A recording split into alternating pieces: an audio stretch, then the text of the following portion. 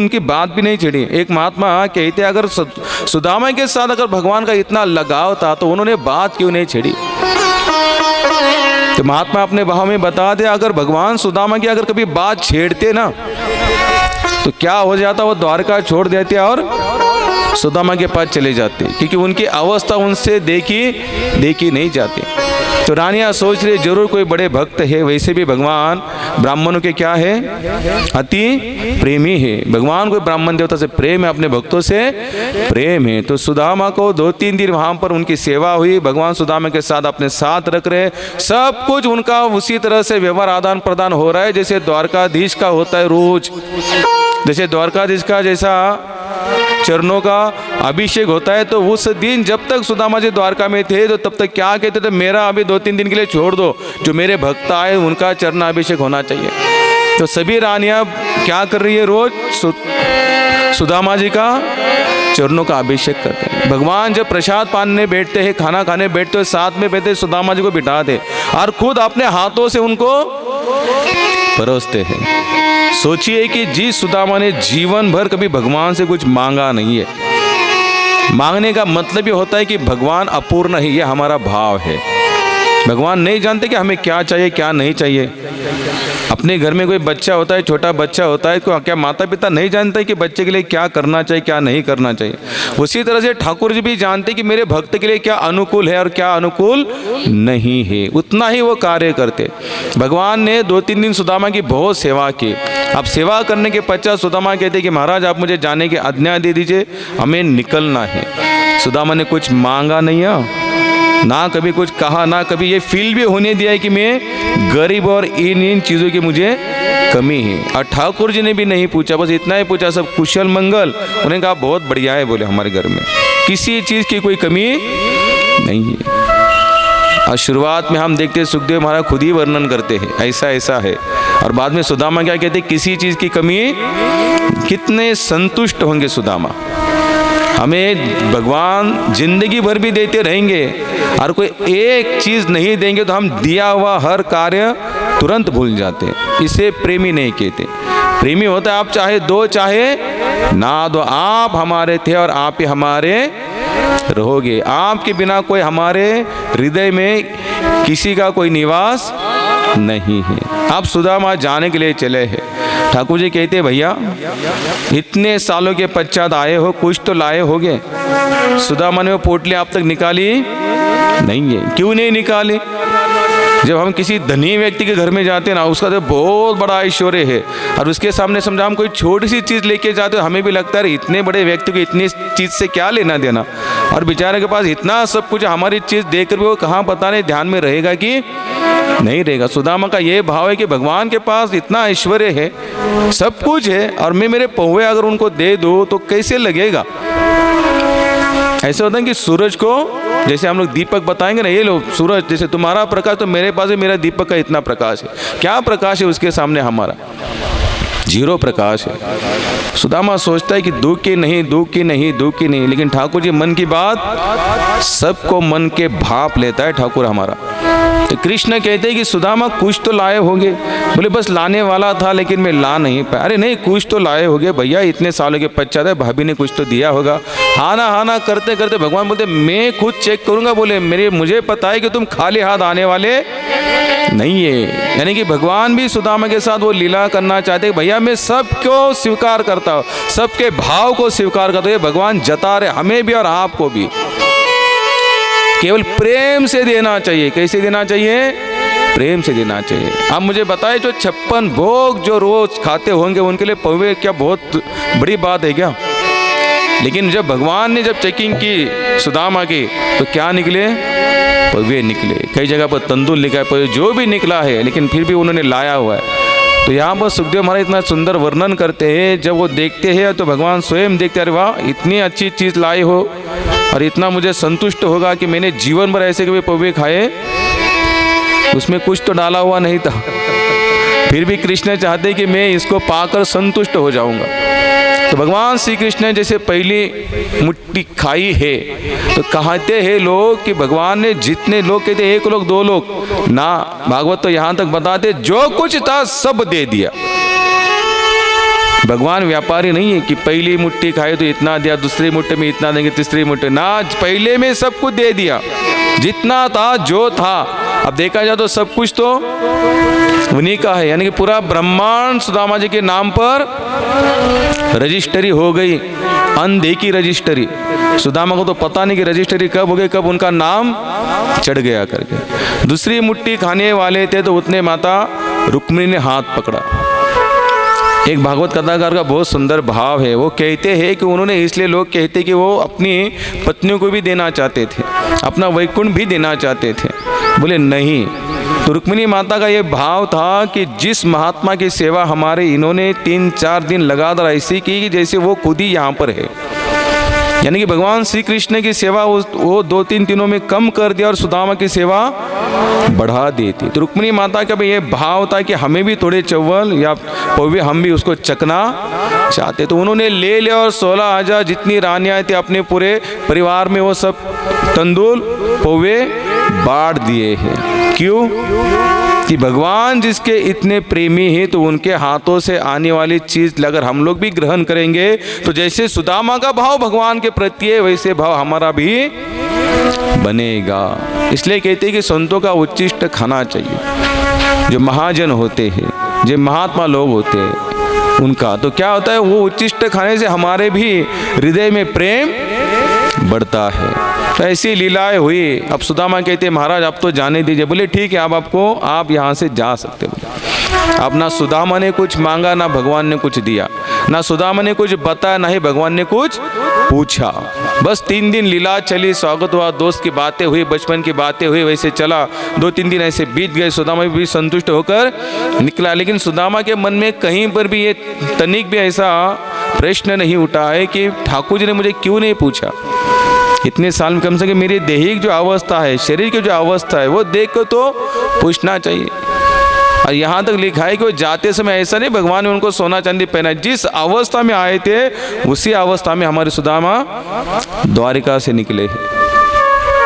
कुछ लोग तो ये सोचते हैं कि द्वारिकाधीश के राज दरबार में अगर कोई ब्राह्मण देवता जाते तो जाते समय उनकी अवस्था एक होती है और आते समय उनकी अवस्था एक होती है। जाते समय खाली गोनी लेकर जाते और आते समय भर भर कर गोनियां। लेकिन ये ठाकुर, ये सुदामा कैसे ब्राह्मण है? बोले जैसे आया वैसे ही जा रहा है। सुदामा ने कुछ मांगा नहीं, सुदामा निकले अपने गांव की तरफ। आप यहाँ पर क्या किया था? भगवान ने जब पहली मुट्ठी खाई तो विश्वकर्मा जी को आदेश दिया था। क्या आदेश दिया था कि हे विश्वकर्मा, आप हमारे डिजाइनर हो, आप हमारे घर बंगले बनाते हो ना, राजवाड़े बनाते, काम करो, मेरा भगत है। सुदामा की झोपड़ी को क्या बना दो? राजमहल बना दो। अब ये सुशीला भी कोई साधारण तो स्त्री थी नहीं, ऐसी नहीं कि बस विश्वकर्मा आए तो जितना बनाओ उतना महल फटाफट बनवा दो। तो जैसे विश्वकर्मा उनके सामने हो गए प्रकट, तो सुशीला कहते कि आप कौन हो? बोले मुझे भगवान श्री कृष्ण ने भेजा है, द्वारकाधीश ने। बोले किस लिए? बोले आपके पतिदेव वहाँ पर गए हैं। बोले उन्होंने कुछ कहा नहीं है, लेकिन ठाकुर जी ने मुझे इतना जरूर कहा है कि आप ये झोपड़िया को तोड़कर यहाँ पर बड़ा सा राजमहल बनवा दो। एक भागवत में यहाँ तक लिखा हुआ है, सुशीला कहती कि मेरा बाद में बना देना हमारा, लेकिन जिन लोगों ने भिक्षा देकर हमें आज तक पाला, या जिन घरों से हमें भिक्षा आई रोज के रोज, तो क्या करो वो भी हमारे जैसे ही गरीब है। और मैं चाहती हूँ कि हमारा बाद में बनाओ, पहले उन लोगों का बनाओ। विश्वकर्मा को अजब लगता है, एक ऐसी माता है, जिंदगी बीत गई पूरी गरीबी में, लेकिन क्या सोचते कि जिन्होंने हमें भिक्षा प्रदान की, घर को महल बाद में बना लेंगे, जिन घरों से हमें भिक्षा आई है उनके जो घर है वो भी हमारे जैसे ये टूटे फूटे, पहले उनको बनाइए। तो विश्वकर्मा जी ने क्या किया है कि पूरी जो सुदामा जो गांव है तो उस नगरी का नाम भी बदल दिया, उस गांव में एक झोपड़ी भी नहीं रखी, पूरे गांव को सुधार दिया। प्रभुपाद भक्तिपाद जी बताते, बोले एक भक्त अगर विश्व में अगर ये कामना लेके चले कि विश्व का कल्याण करना है तो भगवान उनको क्या करते, उतनी क्षमता देते हैं। अब सुदामा गए थे बस अपना जो घर की जो अवस्था है वो दूर करने के लिए, लेकिन ठाकुर जी की इतनी कृपा हुई कि सुदामा जहाँ रहते पूरे नगर को ही बदल दिया। अब जब सुदामा अपने नगर की तरफ आए हैं तो उनको अब कोई झोपड़ी नजर नहीं आ रही है, सब बड़े बड़े बंगले नजर आ रहे। तो सुदामा कहते भैया ये तो गांव पूरा बदल गया, लेकिन बदला थोड़ी ना, वो तो भगवान ने बदल दिया था। विश्वकर्मा के आदेश के, भगवान के आदेश के कारण उन्होंने पूरे झोपड़ियों के गांव बना दिए थे। तो सुदामा वहाँ ढूंढते गए तो एक घर के बाहर लिखा था सुदामा भवन।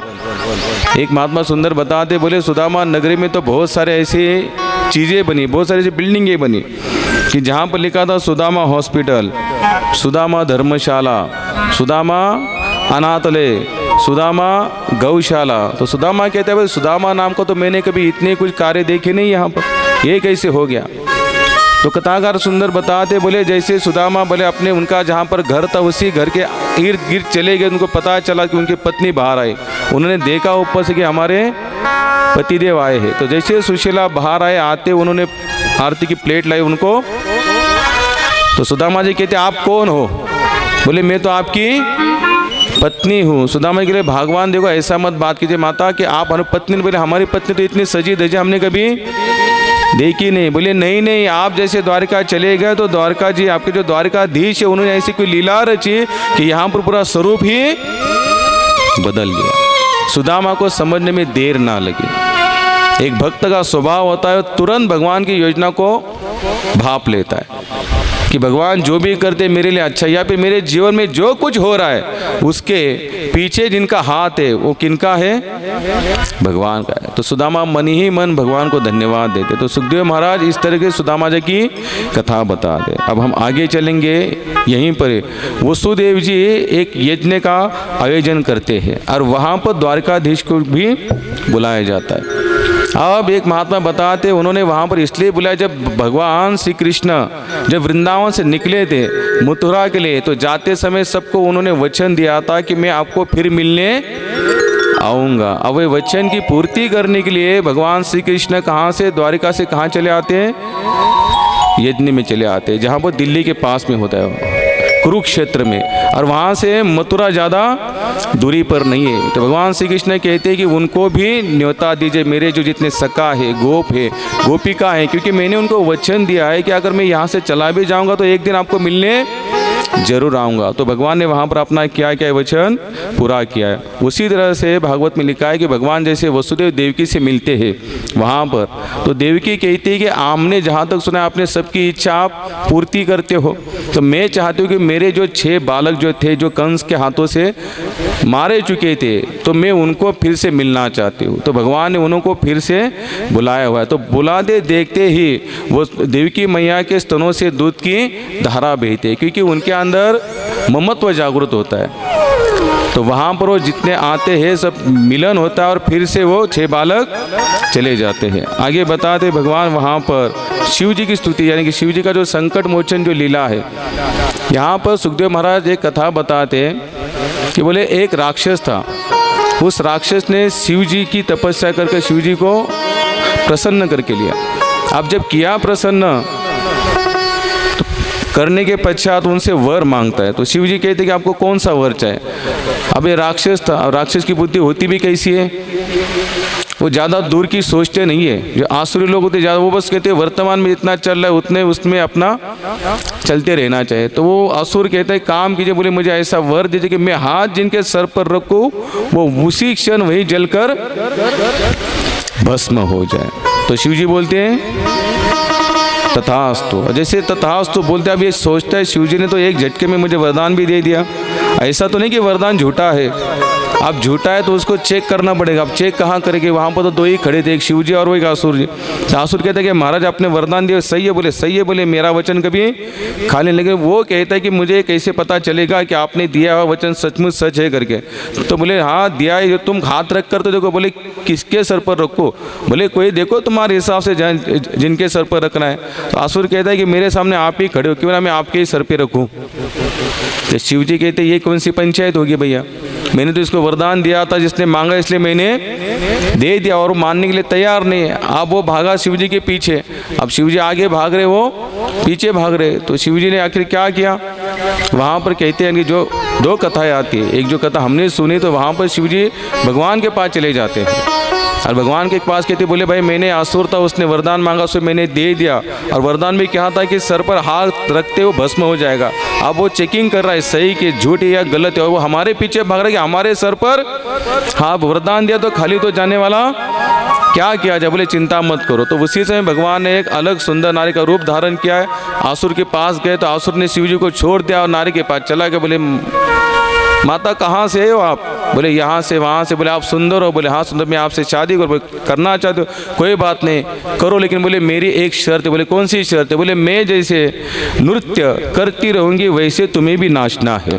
बोले क्यों नहीं नाचेंगे, पूरा प्रयास तो करेंगे ही करेंगे। तो आसुर के साथ भगवान क्या कर रहे हैं? नाच कर। अब नाचते नाचते भगवान हाथ इधर उधर लेते, भगवान ने खुद का हाथ खुद के सर पर रख दिया, आसुर ने भी खुद का हाथ खुद के सर पर। अब जैसे उसने खुद का हाथ खुद के सर पर रख गया, वरदान तो दिया था जिसके सर पर रखो वो जलकर भस्म हो जाएगा, तो उसी समय वो भी जलकर भस्म हो गया। तो सुखदेव महाराज ऐसी स्तुति करते करते आगे आते, वहां पर एक बार देवों के अंदर इस तरह से चर्चा छिड़ती है कि इस भूतल पर या पूरे ब्रह्मांड में सबसे श्रेष्ठ देवता कौन सा है। तो वहां पर अभी चेकिंग कर रहे, यानी कि किसके अंदर इतनी सहनशीलता है, सबसे श्रेष्ठ देव कौन है। भृगु ऋषि निकले हैं सब देखने के, सब देवता के अंदर कौन से गुण है, किसके अंदर कितनी सहनशीलता क्षमता है करके। तो ब्रह्मा जी के पास गए, प्रणाम नहीं किया तो वो उनके ऊपर गुस्सा हुए। शिव जी के पास गए तो उनको नहीं प्रणाम किया, वो भी उनको ऊपर गुस्सा हुए। आप जैसे वैकुंठ के द्वार पर चले गए तो ठाकुर शिव नारायण जी ने उनको प्रणाम भी किया, लेकिन प्रणाम करने के बाद तो उनको बस देखना ही था कि भाई बस नाम मात्र प्रणाम या सच वाला प्रणाम है। तो वो वैसे आगे चले गए भागते भागते, जोर से लात का प्रहार उनके छाती पर उन्होंने कर दिया है। अब छाती पर प्रहार करने के बाद माता लक्ष्मी को तो बहुत दुख हुआ, लेकिन नारायण जी ने क्या किया, खुद उठे और उनको उनका पैर अपने गोदी में ले लिया और वो चेक कर रहे हैं कि आपके इतने पैर मुलायम है और हमारी छाती तो मुलायम नहीं है, पाषाण जैसे हमारी छाती है। बोले ऐसा तो नहीं कि आपके पैर में कहीं पर चोट आई है। तब वो कहती कि नहीं, सबसे श्रेष्ठ देव तो आप ही हो। आगे फिर द्वारका में एक लीला हुई है, एक ब्राह्मण देवता, उनकी जितनी भी संतान होते सब अदृश्य हो जाते, आकाश गमन हो जाते। तो उसी समय वो सोचता है कि क्यों ना अगर जहाँ का राजा अगर कोई पाप करता है तो उसकी सजा प्रजा को मिलती है। तो ब्राह्मण देवता भगवान श्री कृष्ण के पास चले जाते और कहते हैं कि महाराज जरूर आप कुछ गलतियां करते जिसके कारण मेरे घर में जितने भी बालक जन्म लेते वो आकाश मार्ग से चले जाते। तो उस समय भगवान कहते चिंता मत करो, अभी जो बालक होगा वो नहीं चला जाएगा। तो उस समय अर्जुन की लीला आती है। तो सुखदेव महाराज कहते कि वो जितने बालक वो जाते हैं भगवान सबको ढूंढ कर लेकर चले आते हैं। ऐसे ही सुखदेव महाराज कहते बोले ऐसे ही दसम स्कंद की समाप्ति होती है, एकादश स्कंद की शुरुआत होती है। अब यहाँ पर कहा जाता है कि जिस घर में केवल धन है लेकिन संस्कार नहीं है, क्या है, धन है लेकिन अगर संस्कार का अभाव है तो वहाँ के संतानें कैसी होती हैं, बिगड़ जाती है। और वही हाल यदुकुल का हो चुका है। अब जैसे ही द्वापर की समाप्ति नज़दीक आती है, यदुकुल में जितने भी भगवान के नाते पोते जितने भी, उनके अंदर क्या हुआ, अब धन का अहंकार आ चुका है। अब अहंकार आने के बाद वहाँ पर कोई आपस से ऐसी कोई चर्चा नहीं होती, कोई प्रेम बचा नहीं है। अब वो क्या कर रहे कि संतों के चरणों में भी अपराध कर रहे। दुर्वास और उसे एक बार वहाँ पर आए हैं द्वारका नगरी में। तो आने के पश्चात भगवान का जो भगवान के एक संत थी जिनका नाम है साम। तो शाम क्या कहते, चलो यहाँ पर सभी संत आए थे, क्यों ना जाकर उनको थोड़ा हम मिलकर आते हैं। अब मिलकर आते तो उनके मन में क्यों आते हैं कि चलो इनके साथ थोड़ा हम व्यंग करते, विनोद थोड़ी चेष्टाएँ करते। तो चेष्टाएँ कैसे करते, शाम एक साड़ी पहन लेता है और अपने पेट में उखल को बांध देता है। क्या बांध देता है, उखल, जो पत्थर का होता है, जो पाटा बोलते, क्या बोलते हिंदी में उसको, नहीं वरवंटा तो मराठी में क्या बोलते प्रभु, हिंदी में क्या बोलते हैं, सिंह प्रभु जी। हमने तो आपके लिए हिंदी में कथा शुरुआत की है। वो पत्थर जो भी है तो उसको बांध देते हैं, ऊपर से साड़ी को लपेट लेते हैं और उनके पास चले जाते हैं। कहते बताओ स्वामी जी, आप तो बहुत बड़े विद्वान लगते हैं। बोले हाँ, तो बताओ कि हमारे पेट में नारी है या पुरुष है। अब वो तो कौन है, दुर्वासा ऋषि। वो समझ जाते कि बच्चे क्या कर रहे, हमारी चेष्टा कर रहे। उसी समय दुर्वासा ऋषि श्राप देते, बोले ये पत्थर ये क्या करके आपके पूरे कुल का विनाश करेगा। अब जैसे श्राप दे दिया, अब श्राप तो खाली जाने वाला है नहीं। योजना बनी, उसको क्या किया, उस पत्थर को ऐसे पीस लिया, यानी कि पत्थर के ऊपर पत्थर घिसते उसकी पूरी पाउडर हो गई। तो वो होने के बाद उन्होंने कहाँ डाल दिया उसको, समंदर के अंदर। लेकिन जब कोई संत अगर कोई श्राप देते हैं तो भगवान उसको क्या करते हैं, पूरा ही करते। अब उन्होंने तो पूरे भगवान के पूरे कुल को ही श्राप दे, बोले ये इसी पत्थर के कारण आपका पूरा कुल समाप्त हो जाएगा। तो भगवान ने उन्होंने दिए हुए श्राप को भी क्या किया है, स्वीकार किया है। तो कहा जाता है कि वो जो पाउडर बना हुआ समुद्र के उसमें फेंक दी थी, वही पाउडर समुद्र के तट पर आई और उनकी एड़का नाम की क्या बनी, घास बनी। अब जब ये सभी यदुकुल वासी सूरापान करके जब लड़ाई की, तो लड़ाई करते करते कहाँ चले आए, समुद्र के तट पर आए।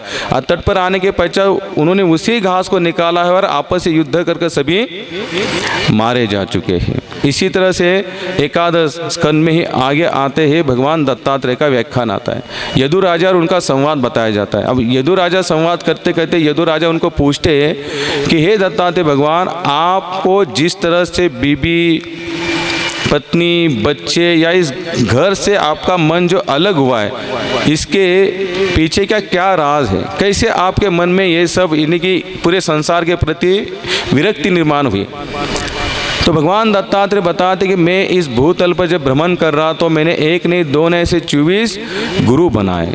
गुरु बनाने के कारण मैंने उनसे ये सीखा कि संसार में कोई अपना है नहीं, और उन्हीं में से मैंने मेरे मन को इस तरह से ढाल दिया है कि मुझे अब संसार के प्रति कोई आसक्ति नहीं है। तो 24 गुरुओं का जो वर्णन है, तो उन्होंने आकाश, पृथ्वी, अग्नि, वायु, जल, इन सबको क्या किया है, गुरु किया है। तो लगभग इन सब से मैंने इतना ही सीखा है कि किसी और के लिए जीते समय अपने सुख की कभी याचना मत करना।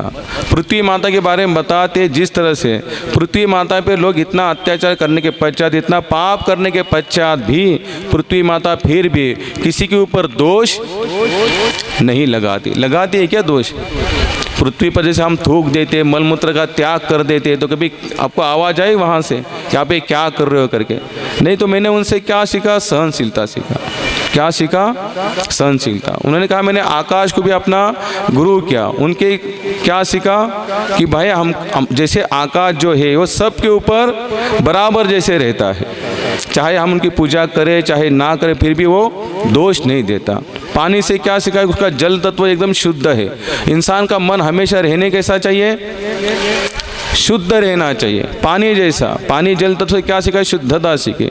शुद्धता केवल ऐसे नहीं कि अच्छे कपड़े पहनो, अच्छा खाओ, ये नहीं। शुद्धता कहाँ से होती है, मन से। मन में कभी भी किसी के प्रति कोई दोष ना है। अग्नि से क्या सीखा मैंने, ना गुण देखो ना दोष देखो।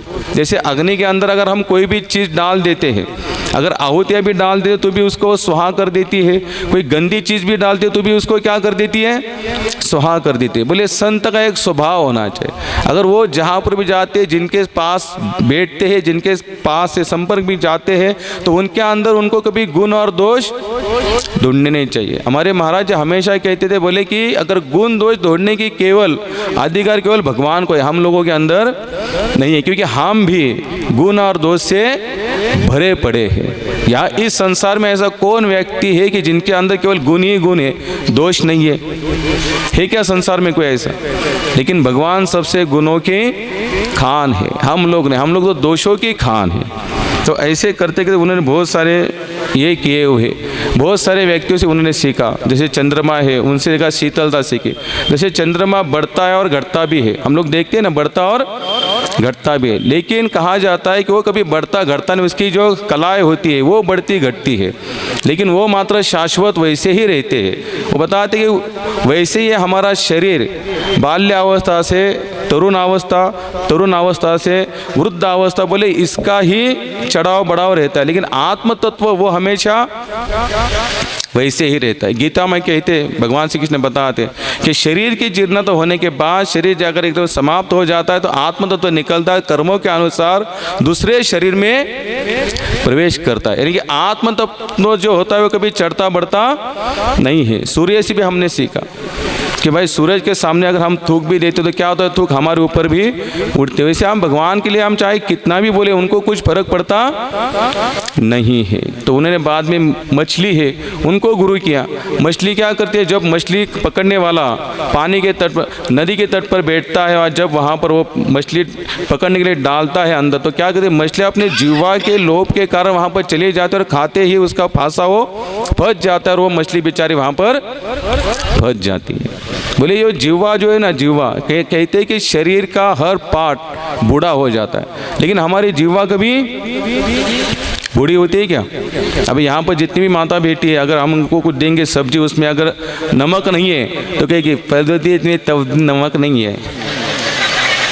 जीवा कभी बूढ़ी, जैसे आंखें खराब हो जाती है, कानों का सुनना कम हो जाता है, आंखों का देखना कम हो जाता है, लेकिन जीवा नहीं। लेकिन इसी जीवा से अगर हम भगवान नाम लेते हैं तो ये जीवा हमको कहाँ लेके जाएगी, भगवत धाम तक लेके जा सकते। लेकिन ये जीवा अगर भगवत सेवा में नहीं लगेगी और ये संसार की बातों में अगर इसको ज़्यादा आनंद आ रहा है तो समझ लेना हमारा यहाँ पर फंसना निश्चित है। एक महात्मा बताए, बोला अगर ये जीवा से कुछ अच्छा बोल नहीं सकते तो कम से कम खराब भी मत बोलना। लेकिन हमारा पूरा उल्टा होता है। हम लोग ना भगवत चर्चा में गुणगान गाते हैं, ना कभी नाम कीर्तन की में इसमें क्या है ज़्यादा हमको रुचि है। बोले इसको क्या करो, आप कंट्रोल में रखो। अगर अच्छा बोल नहीं सकते तो बुरा मत बोलो। अगर समझोगा आपको बहुत सारे शास्त्रों का भी अध्ययन है तो इसको क्या करो, सीमित तक ही रखो। एक रामसुखदास स्वामी जी बताते, बोले 3 प्रकार की वासनाएं होती है। एक होती है दैहिक वासना, एक होती है लौकिक वासना और एक होती है शास्त्र वासना। बोले दैहिक लौकिक तो समझो जीत ही सकते हैं, शास्त्रों को पढ़ते पढ़ते भाई ये ऐसा नहीं है, हम शरीर नहीं है, हम आत्म तत्व है, हमको भगवान का भजन करना चाहिए, इस संसार में कोई किसका है नहीं, तो हम एक दैहिक और लौकिक वासना को इनके माध्यम से सीख सकते। लेकिन अगर ये पढ़ते पढ़ते पढ़ते अगर इनका ही गर्व हो जाए, अहंकार हो जाए तो कितना मुश्किल है। फिर एक महात्मा की कथा बताते थे, बोले काशी नगरी में एक महात्मा रहते थे, उनका नाम था जीवा काष्ट स्वामी। क्या नाम था? जीवा काष्ट स्वामी। जीवा काष्ट स्वामी उनका नाम क्यों रखा गया था? उन्होंने क्या किया था, अपनी जीवा को ऐसे बाहर निकाल कर, जो काष्ट मीन्स लकड़ी, एक आनीदार लकड़ी थी, उसको क्या अपने जीवा से आर पार करके रखा था। बोले क्यों रखा था? बोले उनके जीवन में ऐसी घटना घटी थी जिसके कारण उन्होंने अपने जीवा को क्या दी थी, सजा दी थी। बोले सजा देने का क्या कारण था? बोले उसी समय जब वो महात्मा थे काशी नगरी में, उसी समय कश्मीर के कोई ब्राह्मण देवता थे, वो वेदों का उन्होंने इतना अच्छा अध्ययन हुआ था तो सबके साथ शास्त्रार्थ करके जहाँ जहाँ भी जाते शास्त्रार्थ करते, शास्त्रार्थ करके सबको हरा देते, पराजय कर देते।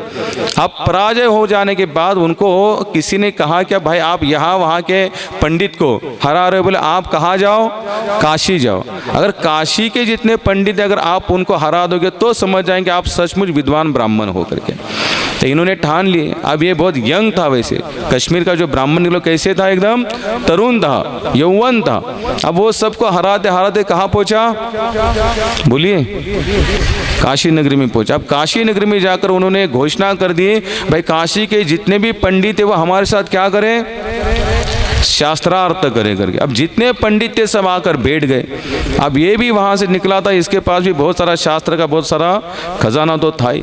अब काशी के पंडित और ये कश्मीर के पंडित, ये ब्राह्मण देवता आपस में उनका शास्त्र तो शुरू काफ़ी दिन चले, और चलने के बाद काशी के जितने भी पंडित थे इनके साथ सब शास्त्रार्थ में हार गए। अब काशी नगरी क्या कही जाती है, पंडितों की नगरी कहा जाती है, विद्वानों की नगरी कहा जाती है। अब काशी के जितने विद्वान थे आपस ही सब एक साथ बैठे, उन्होंने कहा अगर ये कश्मीर का ब्राह्मण अगर ये यहाँ से नहीं हार के गया तो हमारी काशी की नाक कट जाएगी। अब काशी के जितने विद्वान थे सब हार चुके थे, अब क्या करें। तो उसी समय ये जो महात्मा थे ये शास्त्रार्थ करने में नहीं उतरे, तो बोले एक महात्मा और हमारे काशी में बचे। बोले अगर ये बंदा अगर उनको हरा देगा तो समझ सकते सचमुच विद्वान है। अब उनको कोई इच्छा नहीं थी शास्त्रार्थ करने की। ये शास्त्र पढ़ने के बाद इससे भी अगर मन निकल जाए और भगवान की सेवा में मन लगने का अगर मन का निश्चय हो जाए और जिह्वा एक ही हमको बताए कि नहीं बस नाम ही सत्य बाकी सब फेल है, तो उनकी वो स्थिति थी। उन्होंने शास्त्रार्थ पढ़ने के बाद उनके मन में इतना तो उनको पता ही चला था, बोले ये इतना कोई काम का है ना, हमको क्या करना चाहिए ज़्यादा कि भगवान का भजन करना, नाम का आधार लेना है। क्यों? कलयुग में वैसे भी हमारी बुद्धि इतनी कोई स्फूर्तिली तो है नहीं, इतना पढ़ने के बाद सुनने के बाद भी ना मेरे ध्यान में रहता है ना आपके ध्यान में रहेगा। क्या रहेगा? रहेगा तो अच्छी बात है, ये तो भगवान की हमारे ऊपर बहुत बड़ी कृपा रहेगी। तो इनकी मन की अवस्था वो थी, सब शास्त्र पढ़ने के बाद वो एकांत में रहते थे और रोज ठाकुर जी का भजन करते। अब सभी काशी के जितने ब्राह्मण थे उस महात्मा के पास बोले महात्मा जी ऐसी घटना घटी है, कश्मीर के कोई विद्वान ब्राह्मण आए हैं और उन्होंने जितने कश्मीर हमारे जो काशी के जितने विद्वान ब्राह्मण थे सबको शास्त्रार्थ में हरा दिया और हम चाहते हैं कि वो यहाँ से जीत का ना जाए। अगर वो जीत के जाए तो क्या होगा? काशी की नाक कट जाएगी। तो बोले उन्होंने उस महात्मा ने कहा हमें कोई इंटरेस्ट नहीं बोले इसमें, हमारा तो राम भले और हम भले, बोले हमें एक शास्त्रार्थ नहीं करना है। तो हाँ ना करते करते काशी के जितने ब्राह्मण हाथ जुड़ के विनती की महाराज एक बार शास्त्रार्थ कीजिए उनके साथ। तो हाँ ना करते, बोले ठीक है आप कहते इसलिए मैं शास्त्रार्थ के लिए इनके साथ तैयार हूँ। बोले तो महात्मा निकले, कश्मीर के ब्राह्मण को बता दिया, बोले एक महात्मा अभी भी बच्चे हमारे यहाँ पर, आप उनके साथ शास्त्रार्थ कीजिए, अगर वो हार जाते तो हम आपको विजय पत्र लिख कर दे देंगे काशी नगरी के माध्यम से। तो शास्त्रार्थ शुरू हुआ। महात्मा कहते बोले एक नहीं दो ने लगा दिन 8 दिन तक शास्त्रार्थ चला।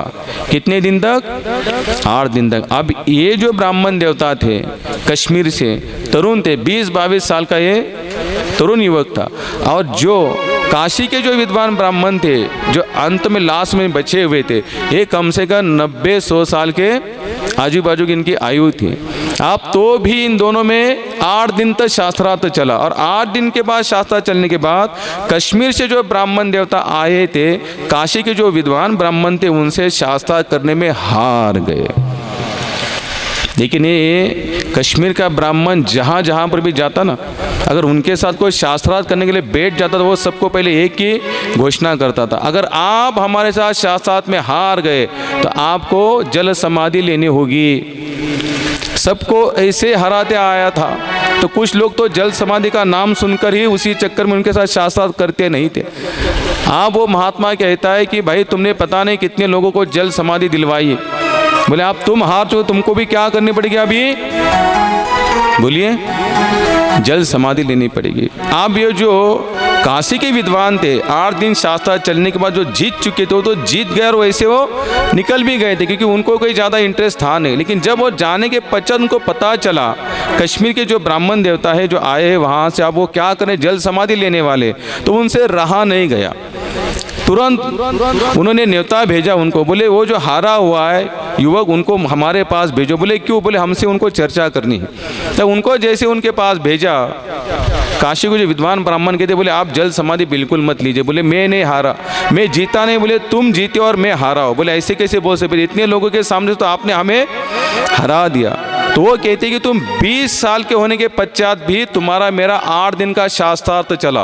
कितने दिन का? 8 दिन का। और आज तक मेरे साथ शास्त्र, मैंने भी मेरे जीवन में शास्त्र किए तो 1-2 दिन से ज़्यादा हमारे सामने कोई टिक नहीं पाया। बोले और आप तो 8 दिन के शास्त्रार्थ क्यों? इसका मतलब अगर एज का कैलकुलेशन किया जाए, अगर तुम्हारी उम्र देखी जाए, मेरी उम्र देखी जाए, तो उस हिसाब से तुम जीते हुए हो, तुम हारे हुए नहीं। और मैं ये तुमको बताना चाहता हूँ अगर मैं जीता हूँ तो मेरी बात तुमको सुननी पड़ेगी। बोले तुम जल समाधि मत लेना, लेकिन अपने ये जो ज्ञान का अहंकार है जो जिह्वा के माध्यम से तुम शास्त्रार्थ करो उसको क्या करो? दबा दो। ये शास्त्र केवल भगवान का प्रेम पाने के लिए पढ़े जाते ना बल्कि नेम जानने के लिए पढ़े जाते। स्वामी भक्तिपाद बताते हुए शास्त्र में अलंकृत भाषाएं मत ढूंढो, इसमें कोई बहुत बड़ा ज्ञान मत ढूंढो, इसमें प्रेम ढूंढो। भगवान कैसे अपने भक्त की रक्षा करते, भगवान कैसे अपने भक्त के लिए कुछ भी करने के लिए तैयार होते, लेकिन हमारा वो भाव होता नहीं। तो ये सब चर्चा होने के बाद कश्मीर के ब्राह्मण काशी से निकल चुके। लेकिन अभी ये जो महात्मा ये सोच रहे हैं, बोले जिस जिह्वा के माध्यम से मैं भजन करता हूँ, जिस जिह्वा के माध्यम से मैं भगवान का गुणान नामोवाद करता हूँ, भगवान के गुणगान गाता हूँ, अगर इसी जीव के माध्यम से अगर मैं कुछ बोलूँ और बोलने के पश्चात अगर कोई व्यक्ति जल समाधि यानी कि देह छोड़ने त्यागने के लिए तैयार होता है तो मेरा बोलना कुछ काम का नहीं है। बोले ये जीवा बहुत खराब है। बोलते उन्होंने क्या किया, खुद को दंड देना शुरुआत किया। क्यों दंड दे रहे थे? क्योंकि अगर मेरी जीवा बोलने के कारण कोई व्यक्ति अगर देह दंड लेने के लिए तैयार हो रहा है, अपना शरीर त्याग रहा है, तो बोले मेरा बोलना ही आज से बंद। तो उन्होंने क्या किया, जीवा को ऐसे बाहर खींचा और जो लकड़ी थी आनीदार लकड़ी उसमें डाल दी। अब जीवा में जैसे लकड़ी डाल दी तो बेचारे बोल नहीं सकते, तब से उनका नाम ही क्या गिरा, जीवा काष्ठ स्वामी। महात्मागण कहते हैं इंद्रिया जितनी भी है यह हम सबको क्या करती है, फंसाती है। लेकिन कब फंसाती है, अगर ये हमने संसार में लगाए होगी तो। वही इंद्रिया, वही आंखें जो ठाकुर जी का दर्शन करे, वही कान अगर भगवान का गुणगान सुने, वही जीवा अगर भगवान का गुणगान गाए, फिर ये इंद्रिया हमको फंसाती नहीं है। लेकिन हमने क्या किया, इनको संसार में लगा दिया है, मन भी संसार में लगा दिया है। बस शरीर सत्संग में जाकर बैठता है, शरीर केवल बस थोड़ा सा हिलता है, हरे कृष्ण हरे राम में डोलता है, लेकिन मन अगर यहाँ वहाँ लगा है तो कोई मतलब नहीं है। तो भगवान दत्तात्रेय ऐसे 24 गुरुओं की श्रृंखला बताते हैं। तो ऐसे करते करते यहाँ पर पूरा वर्णन बता दिए। पूरा हम लोग 12 स्कंद में आते हैं, मुक्ति का वर्णन बताते हैं, बद्ध जीवात्मा कौन है, मुक्त जीवात्मा कौन है। तो सुखदेव महाराज ऐसे बहुत सारे वर्णन करने के बाद यहाँ पर 12 स्कंद में कलयुग का वर्णन आता है। कलयुग का वर्णन कैसे होगा, कलयुग में कहीं पर भी सत्य का आधार कोई नहीं लेगा, असत्य का भाषण को सबको क्या होगा, अति प्रिय होगा। परीक्षित महाराज पूछते हैं कि लेकिन फिर भी जैसे ये युग एक चीज़ के लिए महान बताया जाता है, कौन सी चीज़ के लिए, जैसे हमने भागवत में सेकेंड डे भी देखा था, वहाँ सुखदेव महाराज क्या बताते, कलेरो दोष निधि राजन असिति एको महान गुण कीर्तनादेव कृष्णस्य मुक्त संग परम ब्रजते। हे राजन, कलयुग दोषों का महासागर है। महासागर का मतलब क्या, एक होता है सागर, एक होता है महासागर। बोले तो बड़ा सागर। कलयुग दोषों का महासागर है, लेकिन इसमें भी एक महान गुण है। बोले कौन सा गुण है, भगवान श्री कृष्ण के नामों का कीर्तन। जैसे अभी आप 7 दिन लगातार यहाँ पर आ रहे हो, क्यों आ रहे हैं यहाँ पर आप, भगवान श्री कृष्ण का नाम सुनने के लिए, भगवान श्री कृष्ण की कथा सुनने के लिए। आप जितना समय जैसे आप यहाँ पर बैठते थे 3 से 6, तो आपको 3 घंटे में संसार की कोई बातें याद आती थी? बोलिए, कोई विकार आपको सताता था, कोई क्लेश मन में आता था, किसी के प्रति द्वेष मन में आता था? क्यों? आप बैठते तो आप ऐसे हर जगह पर कहीं ना कहीं तो बैठते होंगे, रोज 2 घंटा 3 घंटा 4 घंटा, लेकिन सत्संग में बैठने के बाद मन कैसे होता था, एकदम स्थिर होता था। मन, इंद्रिया एकदम पूरी तरह से भगवत चिंतन में लग जाती थी, और भगवत चिंतन में लगने के कारण उस मन में कोई विकार नहीं आता था। कलयुग का वर्णन यहाँ पर सुखदेव महाराज बताते कि कलयुग में पूरी तरह से धीरे धीरे प्रकृति भी अपना सहयोग देना छोड़ देगी। जैसे हमने देखा कि गए साल पहली बार रिकॉर्ड बताते कि भारत में 6 महीना बरसात गिरी, है कि नहीं? हम सोच रहे थे कि बरसात नहीं आएगी, हमारी रथ यात्रा भी उसी बरसात के कारण हो नहीं पाई। 6 महीना बस आप में से जितने लोग यहाँ पर बैठे, आप लोगों ने कभी सुना था कि 6 महीना बरसात हुआ भारत में? लेकिन क्या हुआ, गए साल 6 महीने बरसात हुई। तो बताते हैं कलयुग में कोई भी ऋतु समय अनुसार नहीं होगा। आज हम देखिए खेडूत कि कोई अगर बीज बोता है जमीन में, तो पहले ज़माने में एक नियम था कि खेडूत जब भी बीज बोता था तो समयानुसार बरसात होती थी। उसे पूरा विश्वास था कि बोने के बाद बरसात आएगी। पहले लोग तो यहाँ तक बताते हैं जूनियर लोग कि भाई दिन भर धूप रहती थी और रात में बरसात होती थी, तो वो जो धान भी कैसे आता था, पूरा खिला खिला आता था। लेकिन कलयुग में कुछ बचने वाला नहीं। यहाँ पर हवा दूषित है, पानी दूषित। जब बम्बई के निवासी, न्यूज़ में आता है कभी कभी कि 80% हवा वहाँ की कैसी है, दूषित है, कि वहाँ पर फैक्ट्री इतनी बनी है, कंपनीज इतनी बनी है कि वहाँ का ऑक्सीजन की मात्रा लगभग कम हो चुकी है, फेफड़ों की बीमारियाँ बढ़ते जा रही। हम लोग जो खाना खा रहे, जितनी सब्जियाँ हैं उसमें कोई विटामिन बचा हुआ नहीं है। तो इस तरीके से सुखदेव महाराज वर्णन कहते हैं कि कलयुग में ऐसी ही चीज़ें बढ़ती जाएगी जिससे इंसान की आयु घटती जाएगी, मन इंसान का विचलित होते जाएगा। जैसे अभी हमारे पास फ़ोन का डब्बा है, सभी के पास है, आप बोलेंगे महाराज लेके बेटा, ऐसा कुछ नहीं, आप लोगों के पास भी है ना। लेकिन अब ये क्या करता है, हमें विचलित कर रहा है कि नहीं। जैसे आप लोग भी यहाँ पर बैठ जाए, इसलिए हम लोग बोलते, पहले दिन हमने कहा था कि आपका फ़ोन साइलेंट होगा, बंद हो, इसलिए शायद आप लोगों ने बंद किया होगा, साइलेंट रखा होगा। लेकिन अगर नहीं बंद करते, नहीं साइलेंट करते, तो कथा सुनते सुनते फ़ोन बजता था, आपका ध्यान अच्छा प्रभु जी चलो ये है, तो क्या होता था, आपका मन विचलित होता। यहाँ पर जितनी भी योजनाएं बनेगी हमारे मन को विचलित करने के लिए, स्थिर करने के लिए कोई योजना नहीं है। आप चाहे इस समय कहीं पर भी जाइए, किसी धाम में भी जाइए, लेकिन धाम में भी जो सात्विकता बचनी चाहिए बची नहीं है। हमने पहले दिन देखा नारद जी भूतल पर कहीं कहीं जगह पर घूमे, ऐसे ऐसे तीर्थों पर गए, नारद जी स्वयं बता, लेकिन मुझे कहीं पर भी आध्यात्मिकता नजर नहीं। अगर नारद जी इस भूतल पर भ्रमण करने के पश्चात अगर ये अवस्था होगी, उनको लगती होगी, तो हमारी अवस्था तो क्या है। कलयुग में कुछ बचने वाला नहीं, लेकिन फिर भी इस युग में एक महान गुण है। कौन सा गुण है? कीर्तनादेव कृष्णस्य, भगवान श्री कृष्ण के नामों का कीर्तन। जैसे अब हम लोग नाम कीर्तन करते हैं, कभी हमने आपको कहा कि आचमनी करो, कहा कभी आपको कभी कहा कि आचमनी करो, पानी ले लो, शरीर पर लगाओ? बिल्कुल नहीं। जहाँ बैठो, जैसे बैठो, बस कानों तक आवाज़ गूंजी तो आपकी भी तालियां बजनी शुरू हो जाती। क्यों? क्योंकि भगवान नाम के लिए कोई नेम नहीं है। और भी कई चीज़ें जब हम करते हैं शास्त्र के अनुसार, तो बहुत सारे नेम डेडिकेशन बताए जाते हैं, लेकिन भगवान नाम के लिए कोई नेम नहीं। जिस अवस्था में, जिस हाल में, जिस काल में रहो, आपको क्या करना है? भगवान का, राधा रमन जी का गुणगान गाना है। तो इस तरीके से वर्णन करते इतना भी बताते कि लेकिन इसमें एक तरुणोपाय कौन सा है? भगवान का नाम कीर्तन। बोलिए हरे कृष्णा हरे कृष्णा हरे कृष्णा कृष्णा कृष्णा कृष्णा कृष्णा हरे हरे हरे हरे हरे राम हरे राम हरे राम हरे राम राम राम राम राम हरे हरे हरे हरे। इस तरीके से सुखदेव महाराज वर्णन करते हैं हर चीज़ का, और अंत में परीक्षित महाराज को अंतिम उपदेश करते, क्योंकि अभी 7वां दिन चल रहा है, तक्षक आने का समय हो ही चुका है। तो वहाँ पर सुखदेव महाराज बताते हैं कि हे राजन, मृत्यु का भय आप तुम्हारे मन से निकाल दो। तो राजन कहते हैं, परीक्षित राजा कहते, वो तो बोले कब का निकल चुका। कैसे निकला?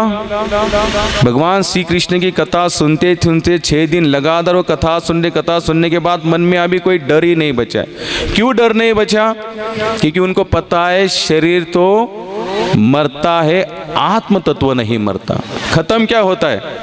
ये शरीर होता है, लेकिन जो शरीर में जो निवासी है, जिनके कारण ये शरीर हिल रहा है, डोल रहा है, बोल रहा है, ये कौन है? इसके पीछे का कौन कारण है? उसके अंदर जो आत्म तत्व है उसके कारण है। तो सुखदेव महाराज बताते हैं कि आप तुम चिंता मत। बोले राजन, तो राजन कहते, परीक्षित महाराज कहते कि मुझे कोई चिंता नहीं सता रही, क्योंकि मैं इतना तो जान ही चुका हूँ कि शरीर जाने ही वाला है, लेकिन आत्म तत्व निश्चित है, ये कभी खत्म होने वाला नहीं है। भगवद गीता में श्री कृष्ण कहते हैं नैनम छिंदन्ति शस्त्राणि। अर्जुन, इस आत्मा को ना काटा जा सकता है, ना जलाया जा सकता है, ना तोड़ा जा सकता। ये नित्य है, शाश्वत है। क्यों? क्योंकि भगवान भी नित्य है और भगवान भी शाश्वत है, और हम भगवान के अंश होने के कारण हम भी नित्य शाश्वत है। इसलिए शरीर अगर बूढ़ा हो जाता है, अगर खराब हो जाता है, बीमारियां लग जाए और एक दिन खत्म होने, तो इसकी चिंता हमें सतानी नहीं चाहिए, क्योंकि ये निश्चित है। प्रकृति का ये क्या है? नेम है। हम लोग जब भी शरीर, जैसे अपने बचपन के फोटो देखते हैं ना, जब हम छोटे हैं तब का फोटो देखिए, जब हम युवा थे तब का फोटो देखिए, अब जब हम बूढ़े होते तब का फोटो देखते, तो कितना परिवर्तन दिखता है। लेकिन हमको ये भी पता है, एक मन में ये भी हमारी बात छुपी हुई कि मरना भी एक दिन निश्चित है, लेकिन ये बात हमको उजागर नहीं होती। कल यहाँ पर प्रभु जी आए थे, मैंने कल भी बताया था, बस स्टैंड पर खड़े थे और उनके बाजू वाला इंसान उसी समय पर मर गया, 2 मिनट में मर गया वो। तो आते उन्होंने पहले हमें वही चीज़ बताई, प्रभु ऐसे ऐसे हुआ। बोले क्या कर सकते हैं आप इसको। लेकिन इतनी घटनाएं हम लोग देख रहे, लेकिन देखने के बाद भी मन में कभी विचार नहीं आ रहा है कि जाना हमें भी पड़ेगा। लेकिन कहते कि कृष्ण कथा सुनने के बाद, जैसे परीक्षित राजा ने 7 दिन कृष्ण कथा सुनने के बाद मृत्यु का भय उनके मन से निकल चुका है, क्योंकि उन्होंने शुरुआत ही कैसी की थी। सुखदेव महाराज के पास जब पहुंचे थे, कौन सा प्रश्न पूछा था? हाँ, जीव का कल्याण का, जो मरने वाला व्यक्ति है उसका कल्याण कैसे हो। जैसे हम सभी भी, बोलिए, मरने वाले हैं ना, तो हमारा कल्याण भी कैसे होगा। जैसे भाई सुखदेव महाराज का कल्याण हुआ, जैसे सुखदेव महाराज ने लगातार 6-7 दिन क्या सुनी, भगवत कथा सुनी। लेकिन अगर यही कथा अगर आप लोगों को हफ्ते में 1 बार सुनने को मिलेगी तो कितने लोग वहां पर आएंगे? भाई कुछ लोगों के हाथ नीचे ही है, मुझे पता है जितने हाथ ऊपर कर रहे वो आने वाले नहीं है, जो आते वही आएंगे, या सब आएंगे। गोलकपुर बोल रहे हो तो भीड़ में, भीड़ से कैसे आएंगे? कोई बात नहीं, आपका आशीर्वाद है, आप वहाँ से हमको दे दीजिए तो हम समझे आप भी वहाँ पर सम्मिलित है। तो यही पास में चैतन्य नगर में, यानी कि यहाँ से 2 मिनट भी पैदल चलेंगे तो एक जूना मंदिर है, बंद पड़ा हुआ है, वहाँ पर ठाकुर, यानी कोई विग्रह वहाँ पर है नहीं। 6 दिन अंधेरा होता है, 7वें दिन वहाँ पर प्रकाश होता है। प्रकाश होता है मतलब वहाँ पर भगवान राम और भगवान श्री कृष्ण की कथा होती है, ऐसी कथा होती है। तो हर संडे वहाँ पर 6 बजे शाम को कथा शुरू होती है, नाम कीर्तन, भगवान की आरती होती है, और सब जितने भी लोग आते हैं सबको पेट भर के दबाकर प्रसाद होता है। क्योंकि हमारी इच्छा, हमारे स्वामी जी हमेशा कहते थे कि भगवान को पाना इस युग में तो 2 चीज़ों पर हमारा पूरा विश्वास होना चाहिए। एक तो भगवान का नाम लेने में, और लोगों के मुख में भगवान का महाप्रसाद कैसे जाए, इस पर हमारी बुद्धि हमेशा काम करनी चाहिए। यानी कि एक अन्नदान में और भगवान का नाम लेने में और अन्नदान देने में, ये 2 चीज़ें अगर हम लोग जीवन भर करते हुए समझ लेना कि हमको हमारे उद्धार से कोई रोक नहीं सकता। तो ऐसे ही आगे बताते, अभी हम लोग क्या करेंगे, 2 बजे है, क्योंकि कल हमें कुछ माताओं ने बताया कि प्रभु जी आप 12 बजे कथा शुरू करेंगे, 3 बजे समाप्त कर देंगे, फिर हम लोग फिर कब घर जाएंगे। अगर हमको श्रृंगार करना है, जब ठाकुर जी का श्रृंगार होगा तो हमें भी तो श्रृंगार करना है। तो हमने बीच में 1 घंटे का क्या दिया है, अभी गैप दिया है, यानी कि अभी हम लोग कथा 10-5 मिनट में समाप्त कर देंगे, और उसके बाद में आरती होगी।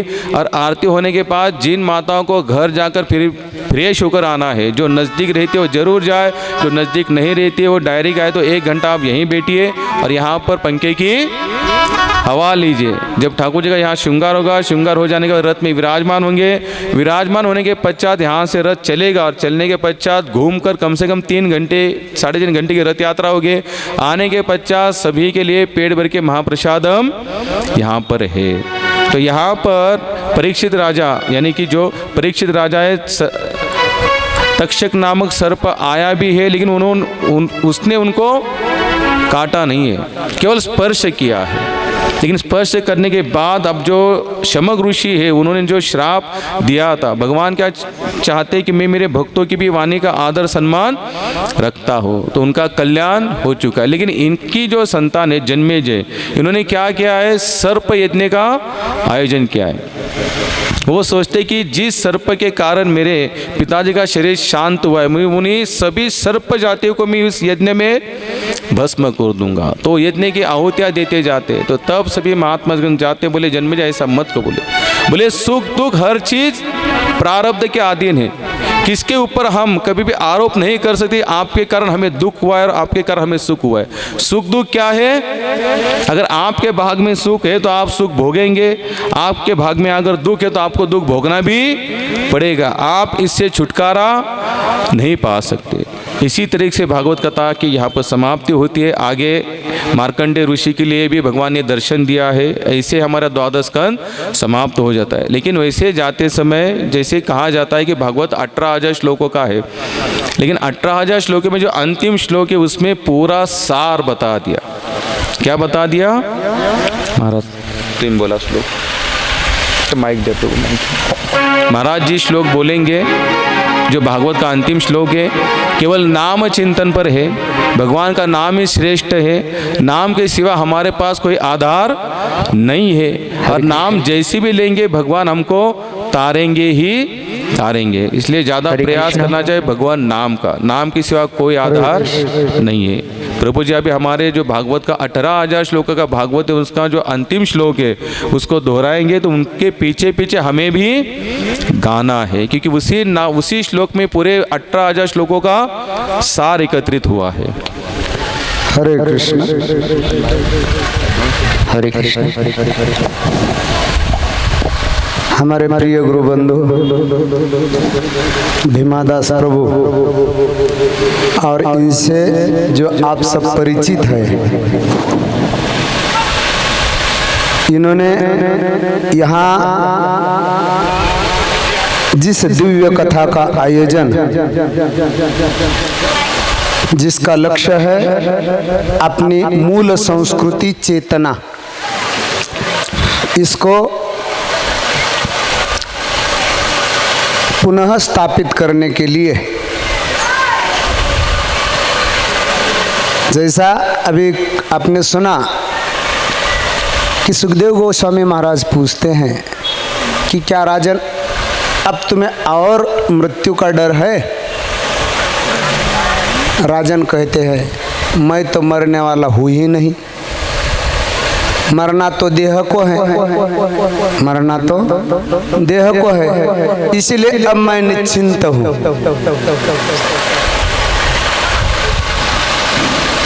और जो 12 स्कंद है उसके पहले जो 11वां स्कंद है उसमें भगवान कृष्ण कहते हैं कि जाति विद्या महत्वम च रूप एवनम यौवच। प्रायः जब हमने जन्म लिया तो जन्म के साथ हमारे साथ क्या आई? जाति। सवेरे सवेरे आए हम, राम कुंड को जल्दी से नहा लेते हैं बोल के वहीं चले गए।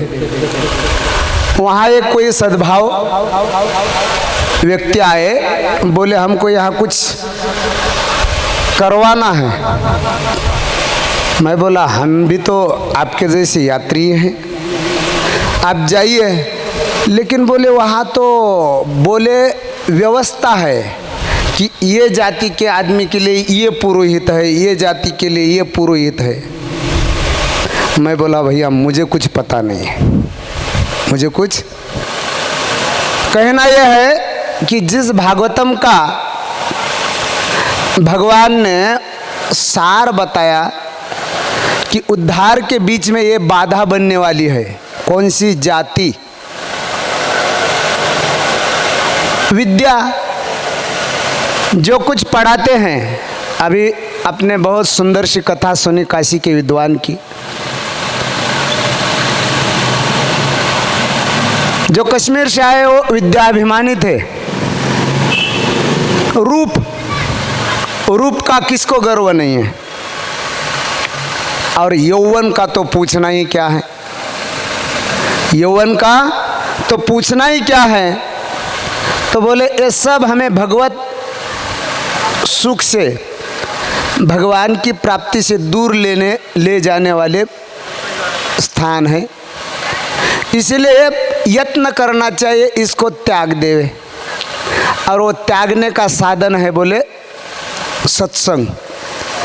उसी 11वें स्कंद में कहते कि उद्धव, ना मैं ध्यान से, ना मैं योग से, ना ही मैं तप से सुगम हूँ, जो सत्संग से सुगम हूँ।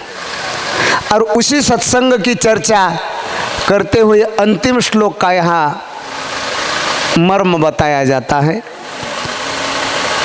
कि हमारे मन में ये पक्की धारणा होनी चाहिए, क्योंकि वह अंतिम श्लोक बोलने के पीछे कारण यह है। बोले कौन सा भी कथा व्यास लाके बिठा दो, कुछ न कुछ त्रुटि होती ही जाएगी। क्यों? क्योंकि तुम जिस युग में जी रहे हो उसका नाम है कलियुग। इसमें पूर्णता तुम्हें प्राप्त नहीं हो सकती, लेकिन जिस धर्म के 4 पैर है, उस धर्म के 4थे पैर का भी जब कलियुग छेदन कर रहा था और परीक्षित महाराज ने सुना कि ये कौन है, कलियुग है, तो रुक गए और कलियुग को आश्रय दिया। क्या सोचते हुए कि अस्ति एको महान गुण, अस्ति एको महान गुण। तो वो महान गुण है भगवान नाम।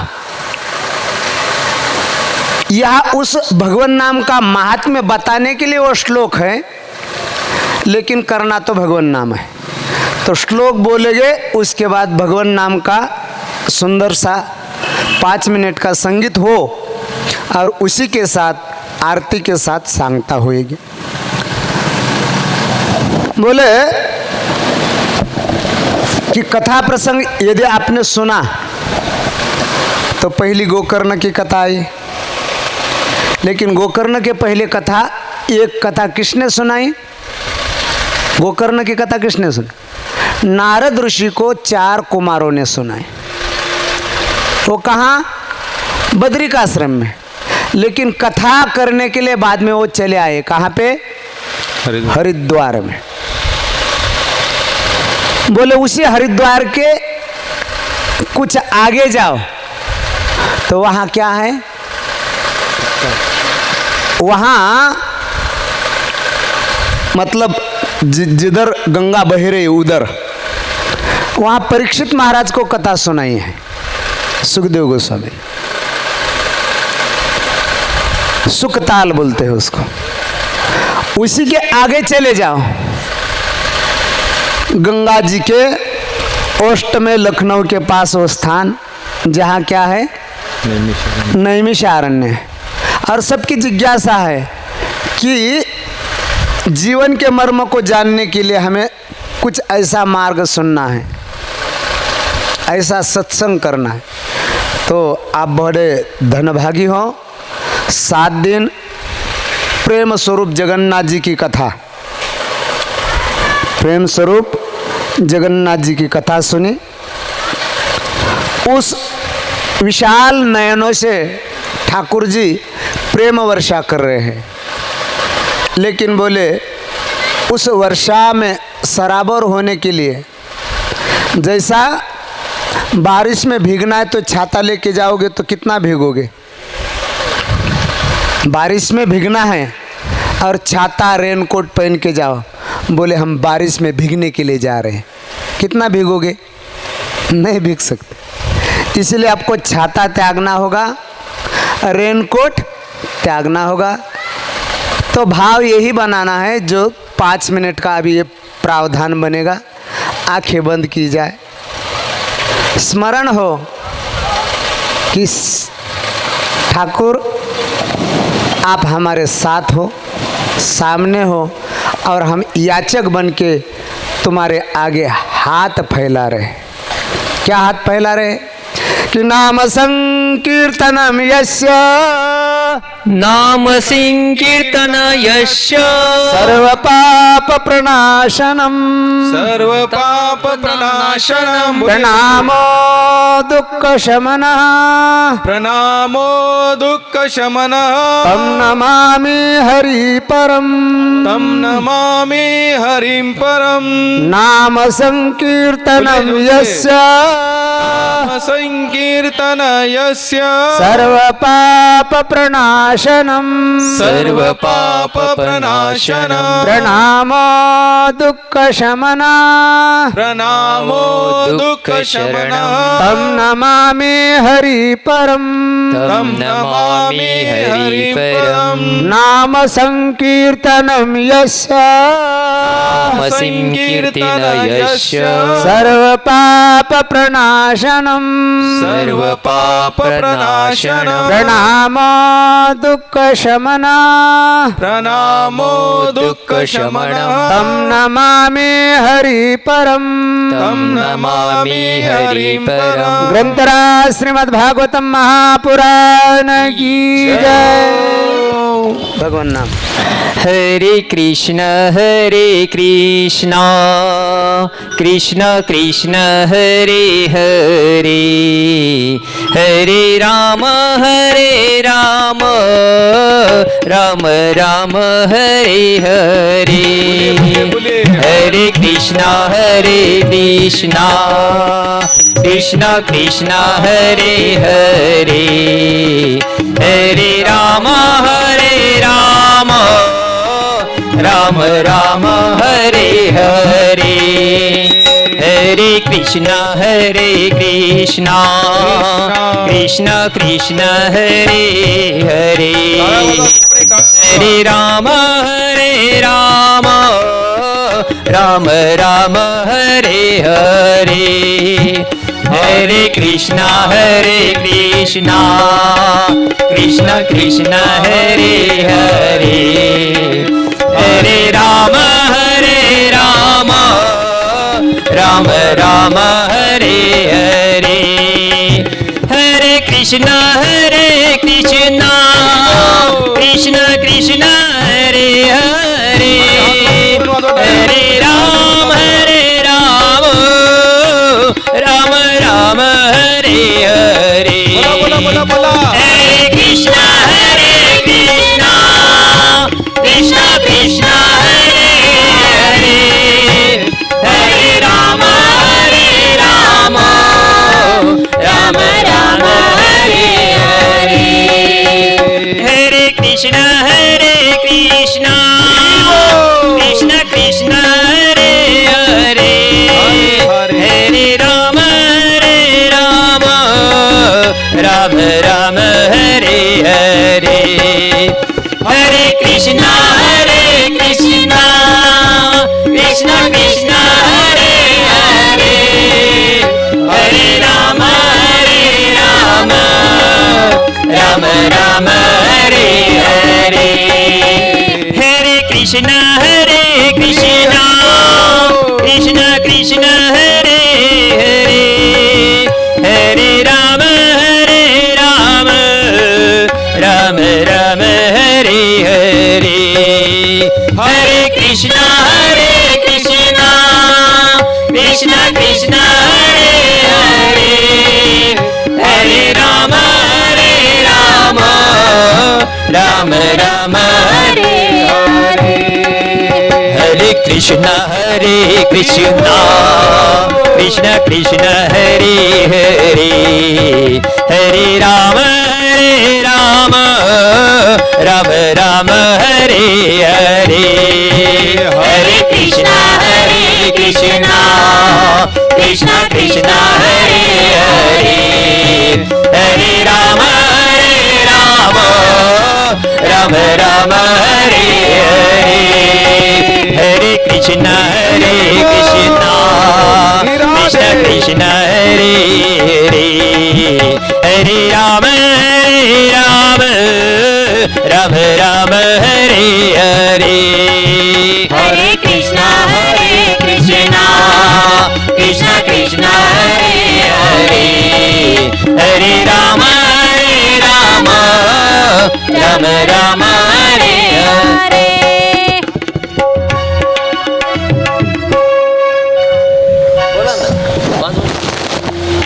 आता आरती करूया. बरे 1 मिनटं बघा, ज्यांना रिटर्न जायचं आहे घरी, समजा बऱ्याच लोकांना जायचं आहे तर ते जाऊन येऊ शकतात, कारण की त्याच्यानंतर डायरेक्ट 3 ते 6 7 वाजेपर्यंत काही कुठे जाता येणार नाही. तर आपण फक्त आरती करू, भागवताला इथं समाप्ती देऊ. आरती झाल्यानंतर ज्यांना जायचं ते जाऊन या. जे लांबून आलेले असतील ते नाही गेले तरी काही अडचण नाही, ते थांबू शकतात.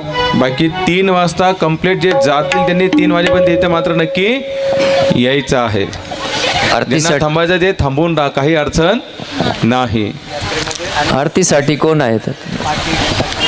आणि यात्रेमध्ये मी पुन्हा सांगतो की तुम्हाला काल रोजच सांगत आहे मी की रथयात्रेमध्ये सगळ्यांना घेऊन या. आपल्या घरातले लहान मुलं असतील, इतर जणी कोणी असतील, आजूबाजूवाले असतील, त्या सगळ्यांना घेऊन या. भगवान जगन्नाथांचा सगळ्याला आनंद घेऊ द्या. हरे कृष्ण. मला वाटलं म्युझिक लावतंय म्हणून सांग.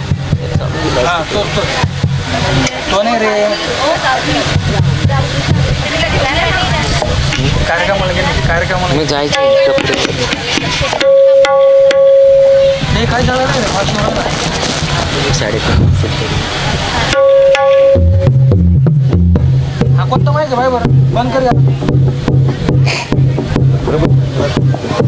कर चाल.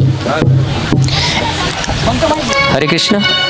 जय हो जय श्री भागवता, आरती करू तुझ भगवंता. जय हो जय श्री भागवता, आरती करू तुझ भगवंता. श्री शुक मुनीने परम भक्तीने नाना परीने गायलिया जा हरि चरिता. आरती करू तुझ भगवंता. जय हो जय श्री भागवता, आरती करू तुझ भगवंता. वेद तरुचे मधुर फळ, साधुर से जे सोज्वळ. आत्मा राम मुनी सकळ, सेवुनी झाले जन सफळ. महापर्वणी आली अवनी, इहत हरिणी भव जल तरिणी ती पतिता. आरती करू तुझ भगवंता. जय हो जय श्री भागवता, आरती करू तुझ भगवंता. इथे व्यासांची वाणी, साटक हरी गुण गाऊनी. शास्त्र पुराणे मुकुटमणी, परमेश्वर जननी. सहज सेविता भाविक भक्ता, उदार दाता मोक्ष तत्वता देहाता. आरती करू तुझ भगवंता. जय हो जय श्री भागवता, आरती करू तुझ भगवंता. रमते जनु मानस तीर्थ, द्वादश सोपाने युक्त. निर्मल जल भरित, पियरे हरिहंसची चित्त. शोक सुमले संत अनुकुळे, सेवून रमले भान हरतले रस पीता. आरती करू तुझ भगवंता. जय हो जय श्री भागवता, आरती करू तुझ भगवंता. अपार महिमा ग्रंथांचा, वदवेना कोणा साचा. प्राणची कीर्तनकारांचा, मेवा करीवर संतांचा. जनगोदाचा स्वयं प्रभेचा, द्वादश कलीचा रविकंतरीचा. आरती करू तुझ भगवंता. जय हो जय श्री भागवता, आरती करू तुझ भगवंता. ग्रंथ नवे हा श्री कृष्ण, गीते व्यती मनपूर्व. अनन्य होता या शरण, कचित टळे जन्म मरण. त्रिपाप जाती चिरये शांती, नाथ हि वदती कृष्णपदी देऊनी माता. आरती करू तुझ भगवंता. जय हो जय श्री भागवता, आरती करू तुझ भगवंता. जय हो जय श्री भागवता, आरती करू तुझ भगवंता. आरती आरती करू तुझ्या भगवंता गाली लोटांगण मल्लीन चरण डोळ्यान बाळीन रूप तुझे प्रेमी लिंगण आनंद पूजन वारे वाळीन मणी नवा तमेव माता पिता तमेव बंधू सखा तमेव विद्या धरण तमेव सर्व महादेव कायेन वाचा मनसेंद्रियर्वा विद्यात्मना वा प्रकृति सवा करोमि यज्ञं सकल्पनस्मै नारायणायति समर्पया अच्युतं केशवं राम नारायणं कृष्णदामोदरं वासुदेव हरि श्रीराम माधवं गोपिका वल्लभं जानकी नायकं रामचन्द्रं हरे राम राम राम हरे हरे हरे कृष्ण कृष्ण कृष्ण हरे कृष्ण कृष्ण कृष्ण हरे हरे हरे राम राम हरे हरे श्री राधा गोपाल कृष्ण भगवान की जय भागवत महापुराण पुराण की जय अपने अपने माता पिता की जय आज की आनंद की जय जगन्नाथ भगवान की जय जय जगन्नाथ जय जगन्नाथ जय जगन्नाथ जय जय जगन्नाथ जय जगन्नाथ जय जगन्नाथ जय जगन्नाथ जय जय जगन्नाथ जय जगन्नाथ जय जगन्नाथ जय जगन्नाथ जय जय जगन्नाथ जय जगन्नाथ जय जगन्नाथ जय जगन्नाथ जय जय जगन्नाथ जय बलदेव जय सुभद्रा जय बलदेव जय सुभद्रा जय बलदेव जय सुभद्रा जय बलदेव जय सुभद्रा जगन्नाथ स्वामी नयन पथगामी भव तुमेव जगन्नाथ स्वामी नयन पथगामी भव तुमेव जय जगन्नाथ जय जगन्नाथ जय जगन्नाथ जय जय जगन्नाथ जय जगन्नाथ जय जगन्नाथ जय जगन्नाथ जय जय जगन्नाथ जय बलदेव जय सुभद्रा जय बलदेव जय सुभद्रा ओ जय बलदेव जय सुभद्रा जय बलदेव जय सुभद्रा ओ जय जगन्नाथ जय जगन्नाथ स्वामी जय जगन्नाथ ओ जय जगन्नाथ जय जगन्नाथ स्वामी जय जगन्नाथ जगन्नाथ भगवान की निताई गौर प्रेमानंद बोल बघा 3 वाजता रथयात्रेला सुरुवात होईल. तर ज्यांना कुठे जायचं असेल फ्रेश वगैरे होण्यासाठी ते जाऊन पुन्हा या. ज्यांना लांबून आले असतील त्यांनी जायची गरज नाही. पाण्याची वगैरे इथे सर्व काय व्यवस्था आहे ते इथेच बसू शकतात. काहीच अडचण नाही. 3 वाजता रथयात्रा सुरू होईल आणि भगवान जगन्नाथांना कमीत कमी 5 प्रकारचे व्यंजन अर्पण करण्यास आणा. किती? 5. ते पण बिना लसूण कांद्याचे. लसूण कांदा विरहित. तुम्ही मिठाई वगैरे जे काय नाही ते आणू शकता. पण 3 वाजता मात्र जे जातील त्यांनी 3 वाजेपर्यंत पुन्हा वापस यायचा संकल्प घ्या किंवा प्रयत्न करा. हरे कृष्णा.